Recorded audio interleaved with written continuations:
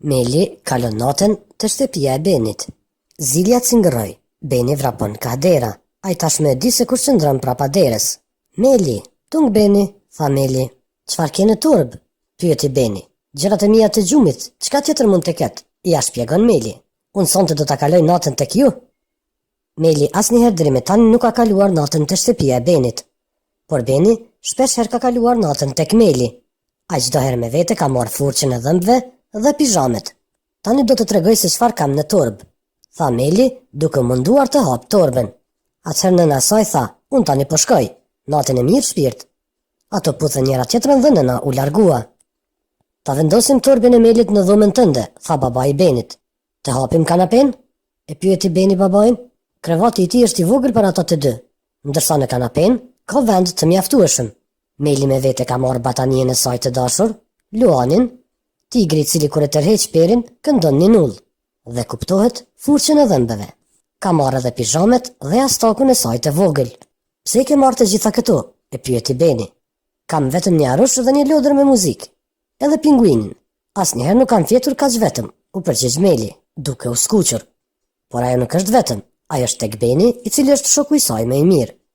Ata i veshën pijamet, babai i Benit u ndihmon. Ku është nëna jote? Pyeti Meli. Nëna Benit sonte nuk është në shtëpi.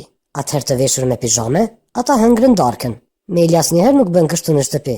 Për darkë kishin çoll me miell orizi, me vanil dhe sheqer, edhe lëngë të freskët prej portokalli.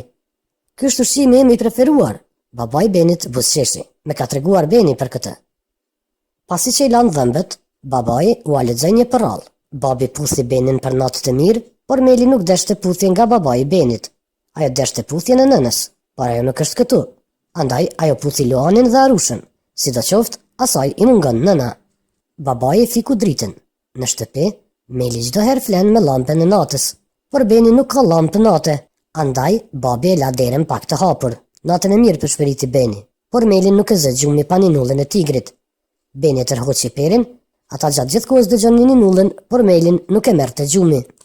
Unë e kam hënën time që këndon, mendoi Beni. Kësaj radhe Meli mund ta tërheq perin. Hëna e Benit këndon një ninull tjetër, por Melin ende nuk e merrte gjumi.